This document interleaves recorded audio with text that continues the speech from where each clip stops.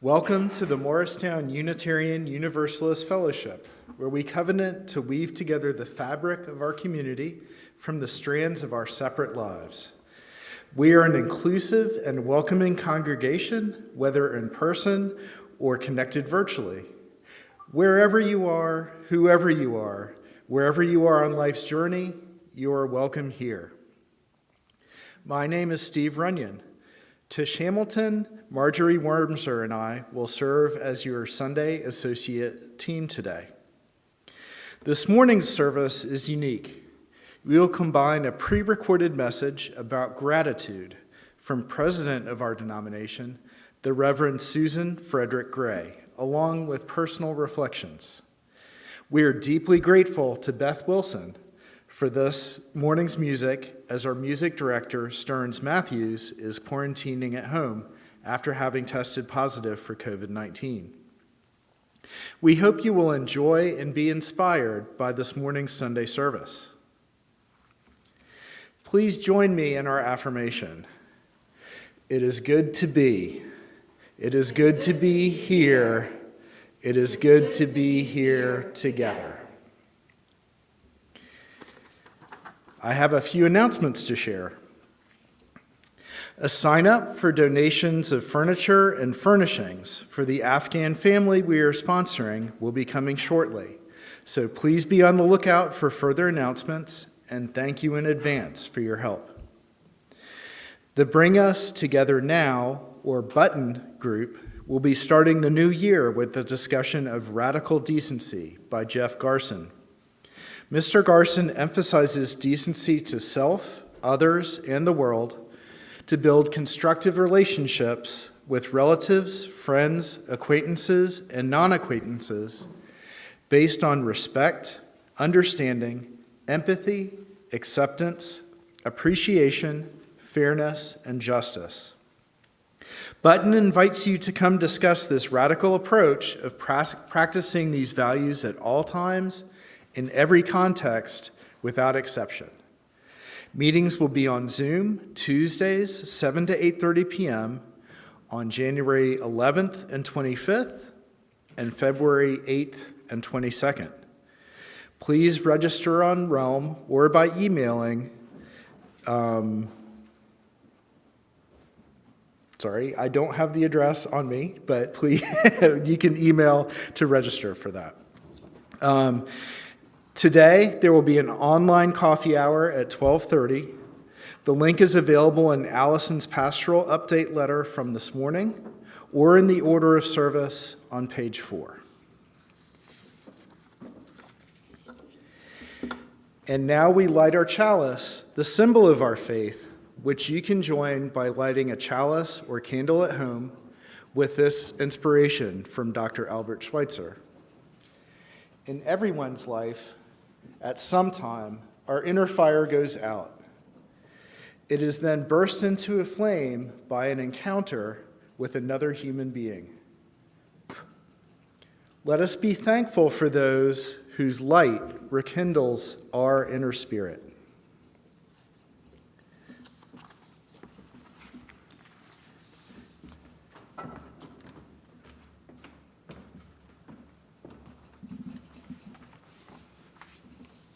Good morning. And now for our opening reading. It's by a poet named Ross Gay, who has a book of poems called Catalog of Unabashed Gratitude, and a book of essays called The Book of Delights. The poem's called Thank You. If you find yourself half naked and barefoot in the frosty grass, hearing again the earth's great sonorous moan that says you are the heir of the now and gone, that says all you love will turn to dust and will meet you there. Do not raise your fist.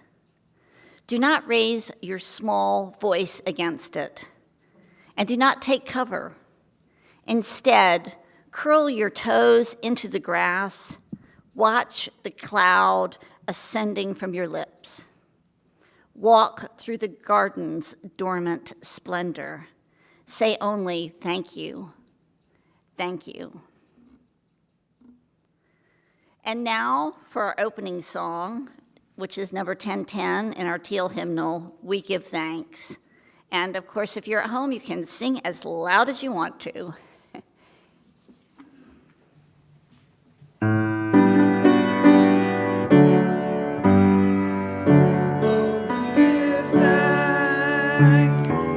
Precious day, for gathered here and not far away, for this family share with love and care. Oh, we give thanks for this precious day.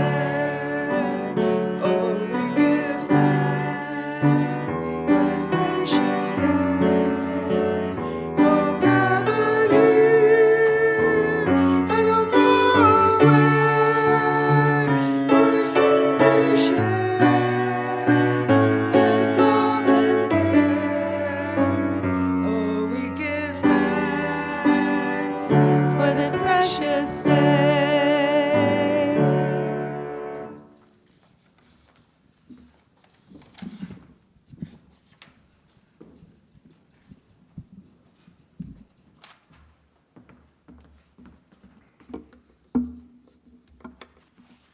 Before we do the time for all ages, I did want to provide that email address for the radical decency discussion. It is adultprograms@muuf.org. So please write to that if you're interested in that discussion.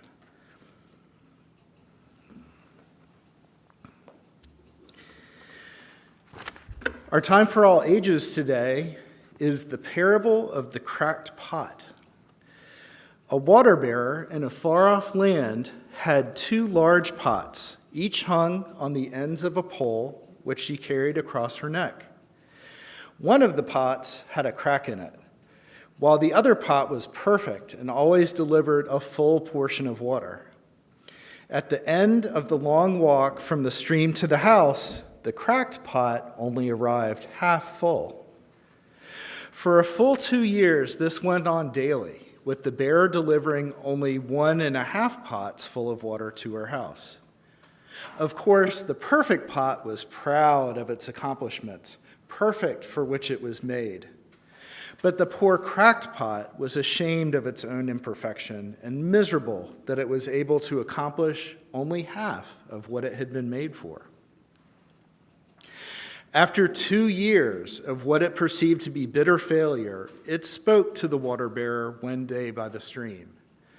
I am ashamed of myself because this crack in my side causes water to leak out all the way back to your house. The bearer said to the pot, did you notice that there were flowers only on your side of the path, but not on the other side of the path?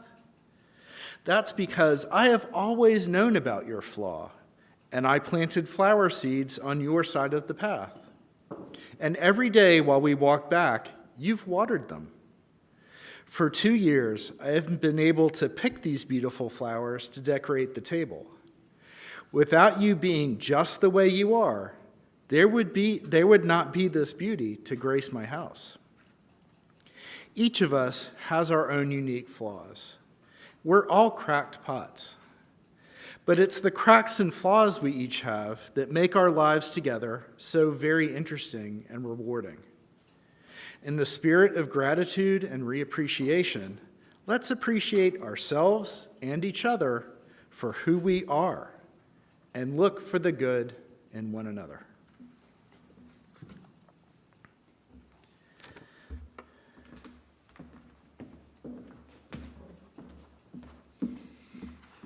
Thank you, Steve, for this morning's Time for All Ages.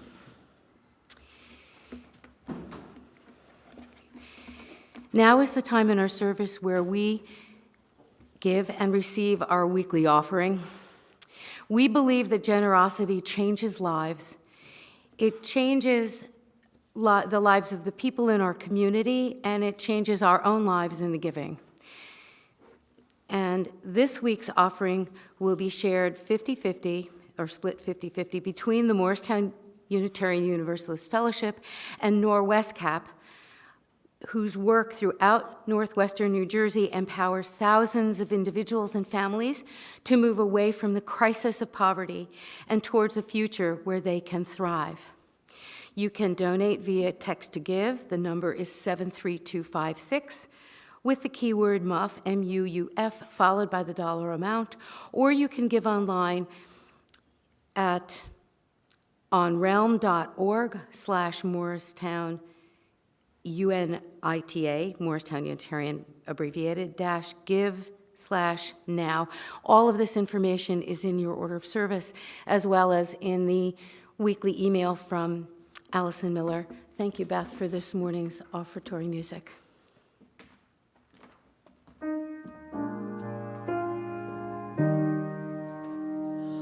I see trees of green, red roses too. I see them bloom for me and you, and I think to myself, what a wonderful world. I see skies of blue, clouds of white, the bright blessed day, the dark sacred night, and I think to myself, what a wonderful world.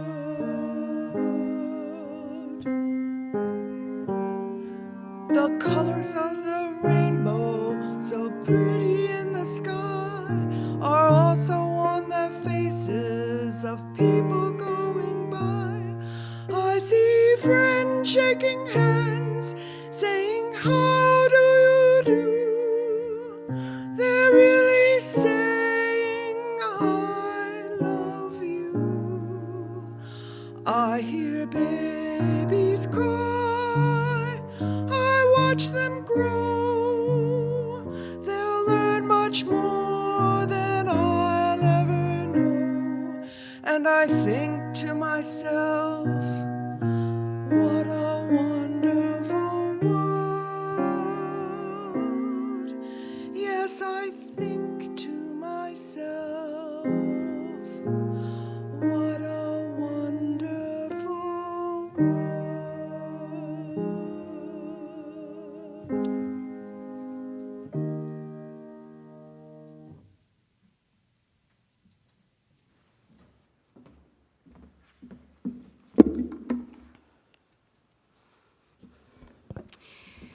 And this is the time in the service when we share deeply important personal milestones that have happened during the week. Feel free to use the chat in today's broadcast. Allison Miller will respond.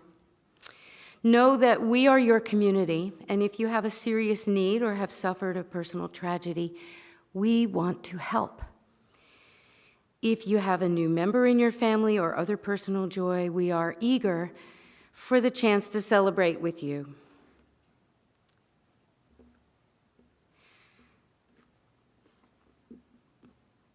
Please go ahead and enter into the chat anything that is significant for you this week.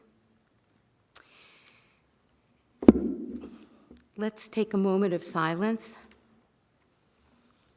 as we honor our own personal milestones and the as yet unspoken milestones throughout our community and in the world.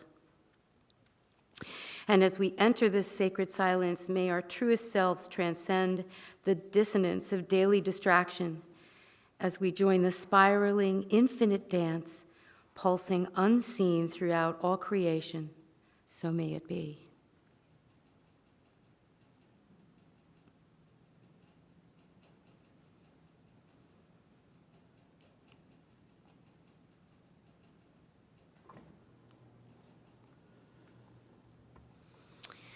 O Spirit of life, known by many names, yet by no name fully known, We gather today with hopes and dreams, also with fear and wounds. May we be reminded that all things come and go, that today's joys and today's sorrows will in time give way to those of tomorrow. And those of us who have the strength to share today, let's do so while we can. And those of us who are in need, allow ourselves to receive, for tomorrow those roles might well be reversed. And now we have a homily by the UUA Unitarian Universalist Association President, Reverend Susan Frederick-Gray, entitled Gratitude in Difficult Times.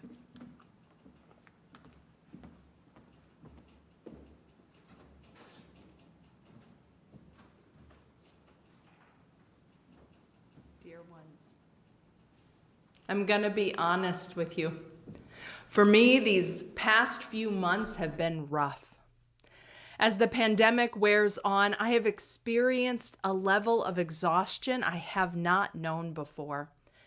And it's not just the pandemic, it's witnessing the devastating impacts of widespread disinformation, the attacks on our democracy, the attacks on people's lives and rights. It's the attack on women's rights and reproductive health. And it is living through the increasingly frequent impacts of climate change. It has all been so much. And there is still so much grief at the loss of loved ones, family members, friends, and the nearly incalculable loss of so many lives to this pandemic. The despair is real. If you are feeling it, I want you to know you are not alone. I knew this in-between or liminal time would be more difficult than the early days of the pandemic, but I didn't really appreciate how it would feel in my body and spirit. But here's the thing that is saving me now. I have found myself out of necessity turning towards gratitude. As we enter this season of holidays and holy days, we have an opportunity to draw our attention to what sustains us, to draw our attention to the sources of love and care and gratitude in our lives. However you celebrate, holidays are a time that, and the rituals that surround them, are an opportunity for reflection. They often invite us to remember our past, which can bring joy as well as sorrow. But they also remind us to be attentive to the present moment. The writer and activist Adrienne Marie Brown writes, "I have had to soften my grip on a fearful future narrative and return to the humility of the present." I have had to soften my grip on a fearful future narrative and return to the humility of the present. Spiritually, in my daily practice, I am leaning into gratitude and attention to the sustaining present moment because I need a way to get in touch with the sources of joy and compassion in my life. Joy and compassion are life-sustaining. We are made for joy and compassion. Leaning into gratitude for this earth, gratitude for the relationships that sustain me, leaning into the presence of love that surrounds me and all of us, leaning into the gift that is present with each breath of life. This practice is bringing more joy and light into my spirit. Gratitude is a foundation for so many of the values and qualities that we hope to nurture. Gratitude helps us appreciate our loved ones and bring more care and attention to that which matters most. With time and consistency, practicing gratitude does nurture more joy in life. It makes us attentive to the beauty and the gifts that surround us and that are not of our own making.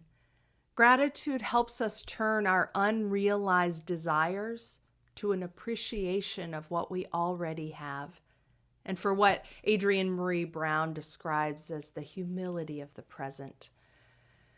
Gratitude is a foundation for touching the earth with reverence, a practice of seeing life and the beauty of creation as a gift and treating it as such. Practicing gratitude, being intentional in taking time to name what we are grateful for, also reminds us of our fundamental interdependence.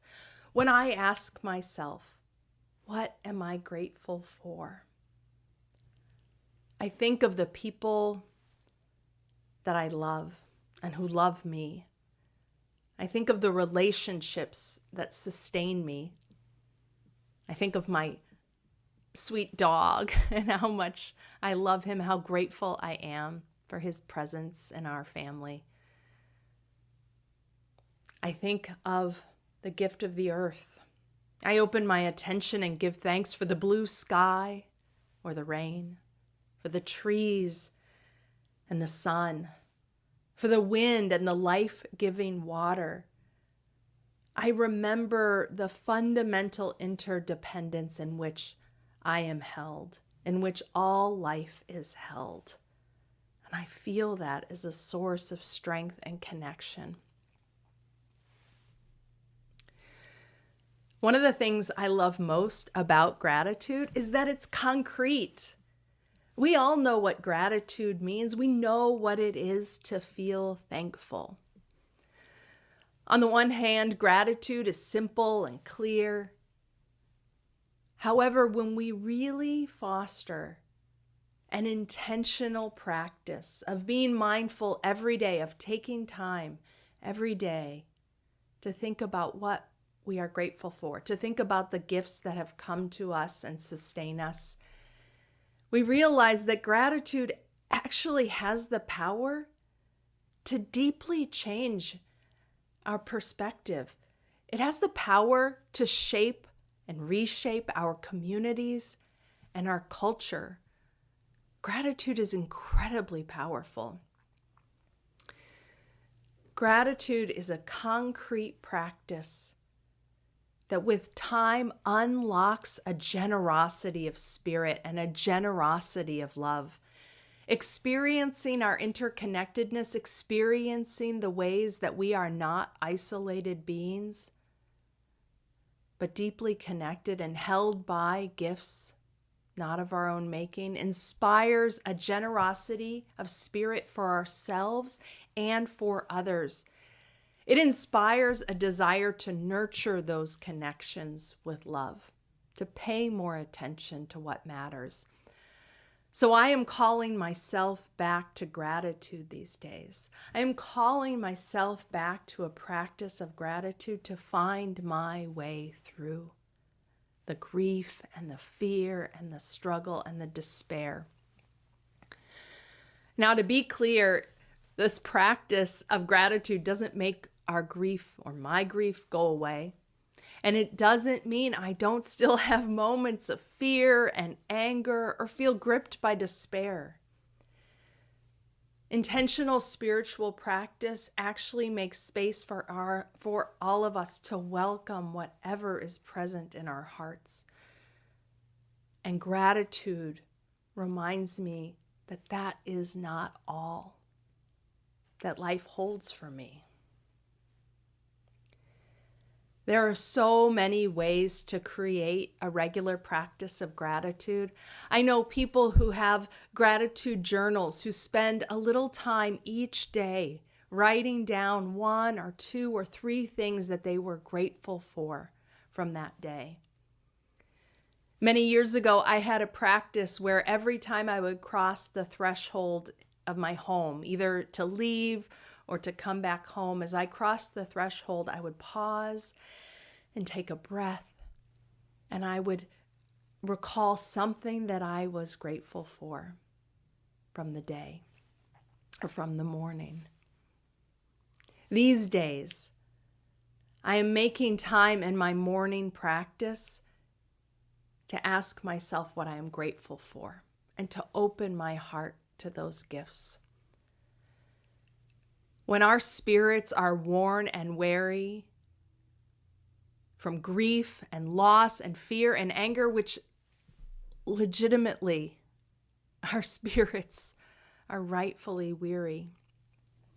When we are too short with ourselves or others, too impatient or critical or negative with ourselves or others, gratitude can be a practice that nurtures in us a generosity of spirit, a generosity of kindness. So much right now seeks to isolate us, to divide us, to wear us out and wear us down. Turning towards a concrete practice of gratitude helps combat the ways in which we are being called to isolation and division, because gratitude actually turns us toward each other. Reminds us of our interconnectedness, which is so critically, spiritually needed in our world these days. I know there are times in our lives when our despair and our grief is so great that we may not be able to even name one thing we are grateful for. I know those days are real. However, I also know that even if nothing comes, that just calling our attention to look for things we are grateful for helps open our eyes, our attention, our spirits, so that with time, we can become more aware of the gifts around us. Gratitude and practicing gratitude each day has been saving me. It's been reminding me of joy. It's been inspiring in me more joy, compassion, pleasure, humility. It's been reminding me of the gifts that are present in each moment. And finally, I want to say how grateful I am for all of you, and how grateful I am for this faith that we share. This faith that nurtures and sustains and holds me in these days. My prayer for you, my offering for you, I pray that there may be more moments of gratitude and joy in your days. And know that we are, all of us, deeply connected by unseen but real threads of compassion, of humanity and care. And that this is a source of strength and love in our lives. Blessings to you, blessed be, and I love you.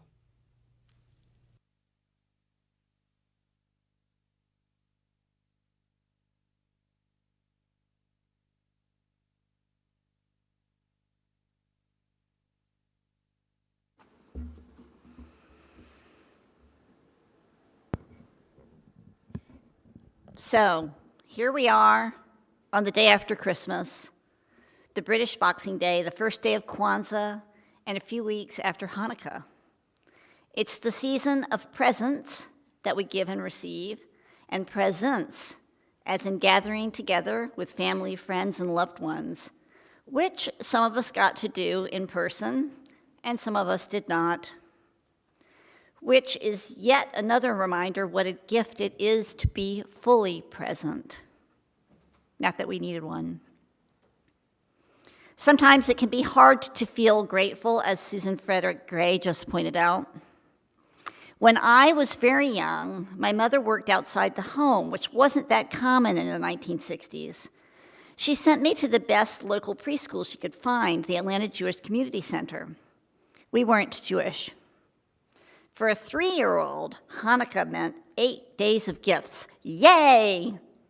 Bring it on. For a working mother, it meant 8 days of gifts before Christmas, before my early January birthday. Yay. On one day of Hanukkah, I skipped off merrily to preschool with my daily gift. Bursting with expectation and excitement, I ripped off the paper in front of my little friends to discover a pair of socks. Pretty little white socks with the frills around the edges. What did I do? I burst into tears, loud, wailing, indignant tears. Wah! Socks are not a real gift. Anyone here who has a family, which is probably everyone, knows how a story like that can stick around and get retold for, 60 years? That's called payback. We teach our children to say thank you. We call them the magic words. But that's really teaching kids politeness, not gratitude. Recognizing and naming the feeling of genuine gratitude takes time, and as Susan Frederick-Gray says, it takes practice. I remember when my daughter first started saying thank you after a meal, and I could tell she really meant it. My heart swelled. Thank you for your thank you.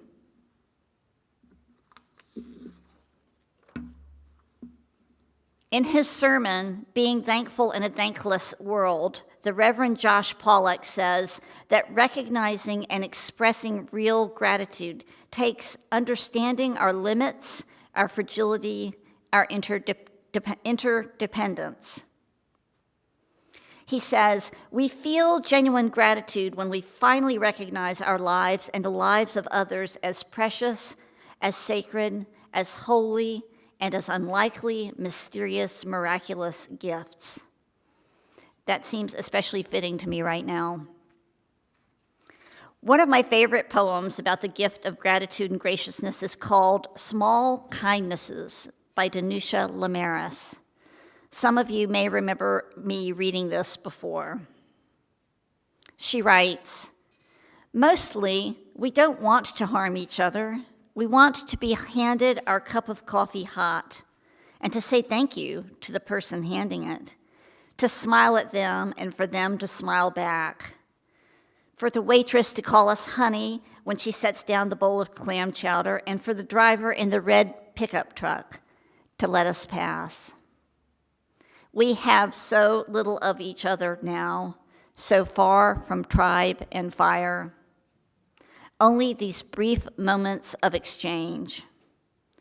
What if they are the true dwelling of the holy, these fleeting temples we make together when we say, here, have my seat.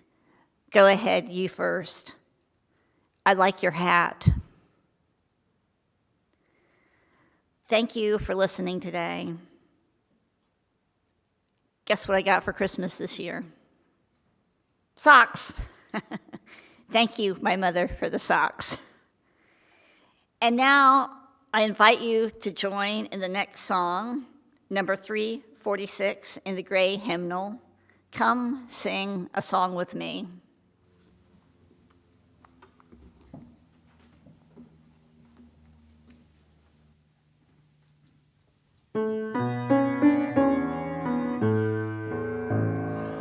Come sing a song with me. Come sing a song with me. Come sing a song with me, that I might know your mind. And I'll give you hope when hope is hard to find. And I'll bring a song of love and a rose in the winter time. Come dream a dream with me. Come dream a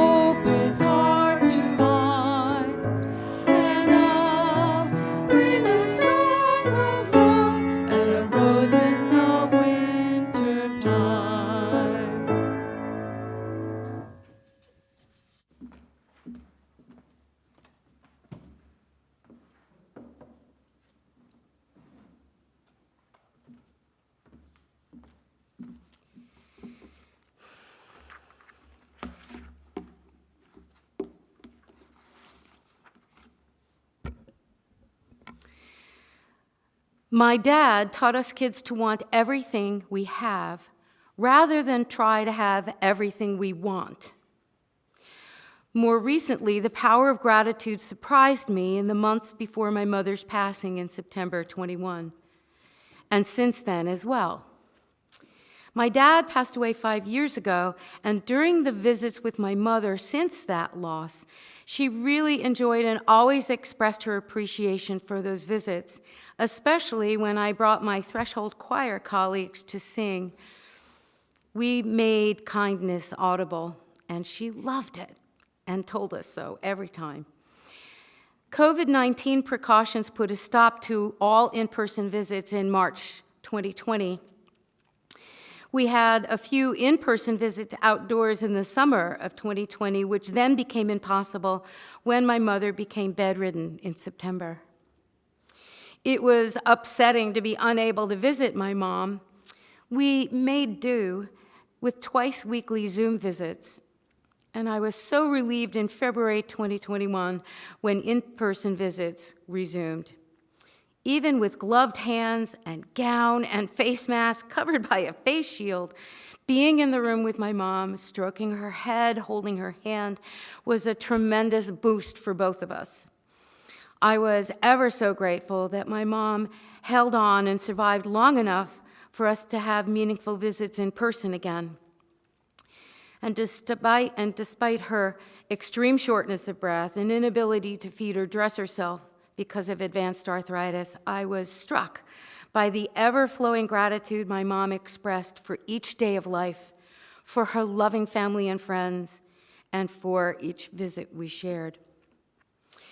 When my mother's final days and hours arrived, I had more gratitude because everything that could go right did.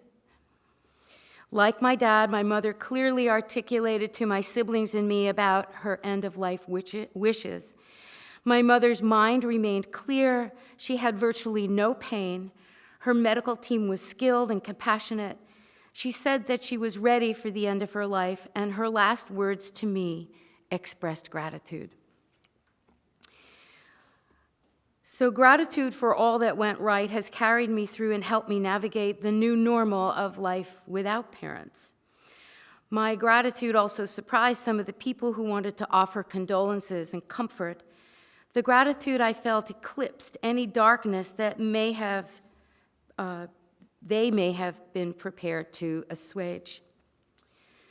Noticing and expressing gratitude has become part of my daily practice. Its healing power is without limits. How can I thank you enough, Mom and Dad,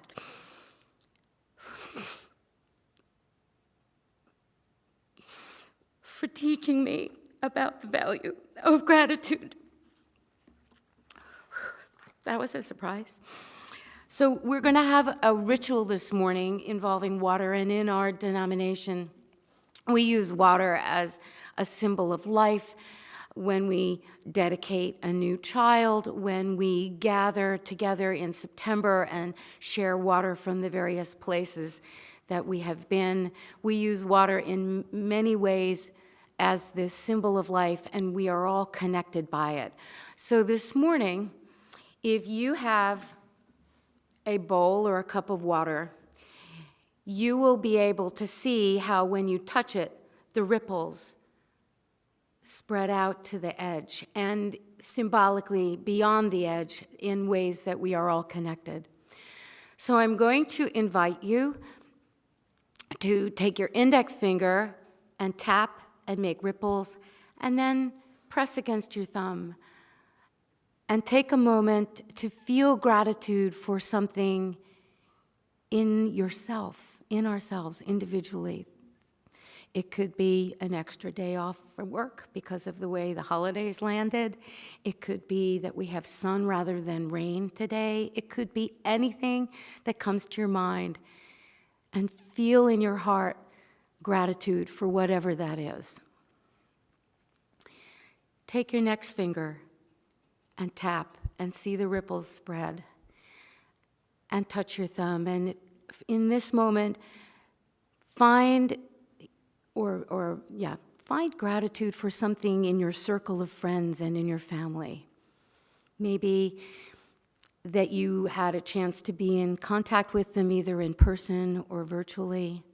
Maybe something wonderful has happened this year for which you can be grateful, or even something not so wonderful which is turning out as best as possible. Let's be grateful for that. And your ring finger, tap, see the ripples. Find something in your heart that you can be grateful for in our wider community. I'm sure you can find something. It could be that you have a really great neighbor. It could be that some of the roads in your area have been repaved. It could be the wonders of nature in the parks around you. And with your pinky finger, touch and see the ripples extend out. Touch your thumb. Let's find something to be grateful for in the wider world. It could be attention to the clear effects of climate change so that we can do something about it. It could be that this congregation is hosting immigrant refugee families and trying to help them make a home in the United States. Find something. Feel the gratitude.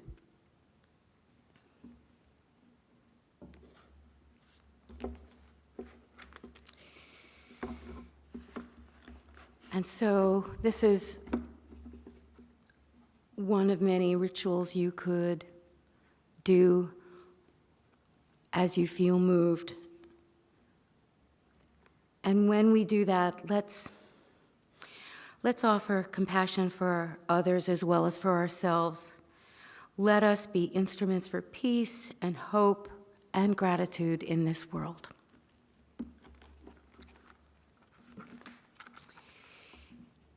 And now we will sing song number 128, For All That Is Our Life.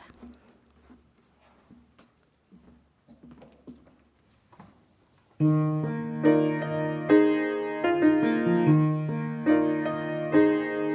all that is our life, we sing our thanks and praise. For all life is a gift, which we are called to use to build the common good and make our world as glad.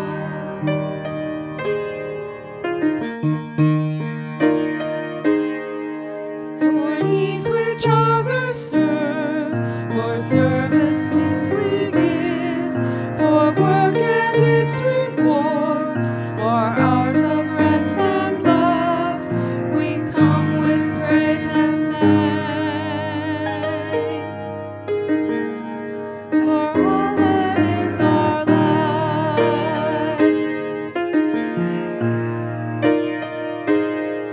For sorrow we must bear, for failures, pain, and loss, for each new thing we learn, for fearful hours that pass, we come with praise and thanks.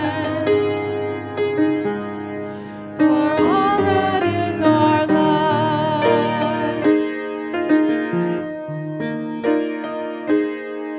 For all that is our life, we sing our thanks and praise.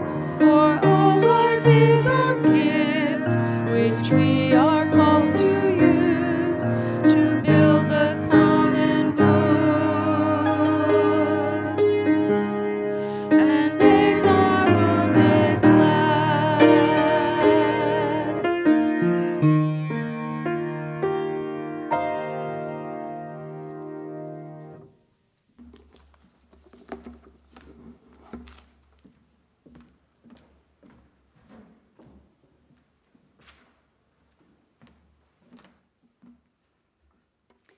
And now, in closing, let us hear the words of Mary Oliver in a poem called Praying. It doesn't have to be the blue iris. It could be weeds in a vacant lot or a few small stones. Just pay attention. Then patch a few words together and don't try to make them elaborate. This isn't a contest, but the doorway into thanks and a silence in which another voice may speak. Thank you for listening today. Thank you for being here today. May we all look forward to a healthy new year. Blessed be, and may it be so.